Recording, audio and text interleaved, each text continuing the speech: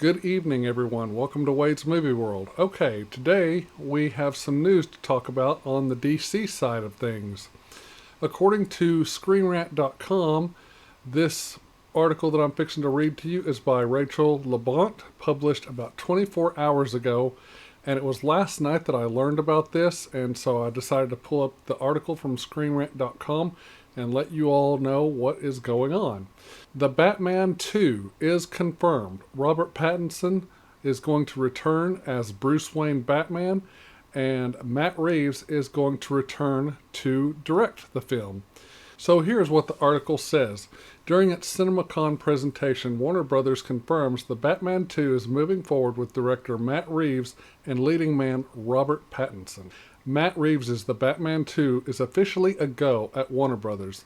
DC's Caped Crusader has enjoyed countless depictions on both the big and small screen, and the newest one made quite a splash earlier this year. The Batman debuted in March after a handful of COVID-related delays and scored the biggest box office debut of 2022 so far with its $134 million domestically. To this day, it has earned $758 million worldwide. On top of that, The Batman earned glowing reviews from fans and critics alike, with many praising Reeves' gritty take on Gotham City and Robert Pattinson's performance as a more tortured Bruce Wayne. Okay, so let me stop there with the article for just a second. I did like the film, but like I said in my review, if you guys have watched my review, I thought there were some things that were wrong with it and that they could have left out or done differently. One of the biggest things was the runtime. It was almost a 3-hour film, and to me they could have cut out almost maybe 30 to 40 to 50 minutes of the film, like a huge chunk of it, and it could have still been a great film and made sense and been cohesive. But they chose to have this long runtime for, I don't know what the reason was. I mean, overall to me, I think it still would have made sense. But anyway, they didn't ask me, and plus I didn't like a handful of things. I'm not going to get into that. If you want to know what my thoughts are on that, you can go back to my review for the Batman and check out what I had to say and check out my grade for the film. So back to the article, it says, even before the Batman premiered, there was much talk of a potential follow-up. Both Reeves and Pattinson shared their interest in making a sequel, and Pattinson has confirmed he's mapped out an arc for his Bruce Wayne to explore in the future films. The Batman itself even seemed to pave the way for a sequel by introducing Barry Keoghan as the infamous villain, the Joker. However, up until now, the WB has stayed quiet on the forthcoming installments. So, okay, I'm going to stop there again, and I'm going to talk about some things, and then I'll get back to the article. One thing I don't want the sequel to do, I don't want to see another Joker story. The Joker has been done so many times. Yes, he's a great villain and all, but there's so many other Batman villains we could explore. Why not try Mr. Freeze again? You know, we had him in Batman and Robin with Arnold Schwarzenegger, but that didn't really work out. So why not try him again with someone different in this new gritty, overrun Gotham with, you know, criminals? And so now, since we're getting a sequel, you know, if they wanted to take on other villains, which I hope they do, and we don't go with the Joker again, another great one would be the Mad Hatter, or maybe the Ventriloquist and Scarface. Victor Zsasz, the sadistic serial killer and cannibal who keeps a tally of his victims by cutting new scars into his body with his trademark carving knife. Could do that, or Man-Bat. That would be something new and interesting.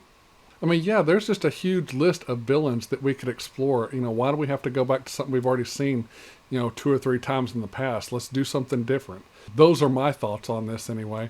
Okay, so back to the article. It says, at the WB's CinemaCon panel, which Screen Rant attended, the studio announced that the Batman 2 is officially moving forward. Reeves, again, will return to direct, while Pattinson once again stars as the Dark Knight.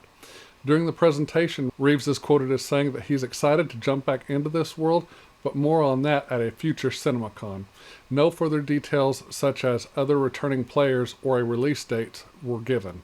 Further on down in this article, it says, it was all but certain that the Batman 2 would be greenlit, but the news is still welcome. With the first film, Reeves established a grounded and corrupted Gotham that is perfectly suited to host a multitude of future stories. In fact, there's already a couple of HBO Max spin-offs in the works, including one about Colin Farrell's The Penguin. As a result, it isn't yet clear where the Batman 2 will go plot-wise. It seems likely that the Joker will play a part in it. I hope it's not a big part, but Reeves has also so far stopped short of confirming Keegan's new villain will be at the forefront of the sequel. The Batman 2 has only been announced, so it could be that Reeves is still working out plot details. He's also entertained the idea of Robin joining the fray, indicating that truly anything can happen with this movie. That's another thing. I'm not a big Robin fan. I thought Chris O'Donnell did well as Robin in Batman Forever and Batman and Robin with his portrayal of Dick Grayson / Robin. But I've just never been a big Robin fan in the comics, in the animated series, or any other incarnation of Robin. I think Batman is a loner and should always stay a loner. I don't want to see Robin in any more movies. If I do, they need to get it right this time, because I don't feel like they got it totally right in Batman Forever, and for sure not Batman and Robin. For the last part of the article, it goes on to say, as for a release date, it seems likely that the Batman 2 won't open until 2024.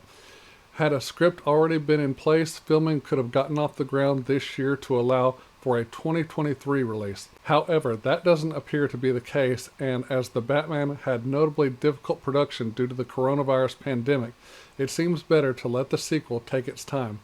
Expectations will be high for this one, especially after the first movie earned such a great response. The Batman 2 is set now, and hopefully there will be even more details to pour over soon.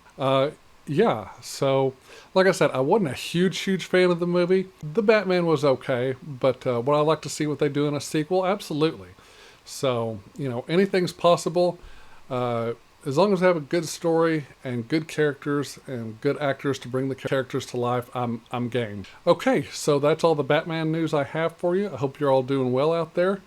So this is the end of this video. I'm going to say thank you so much for watching. Good night.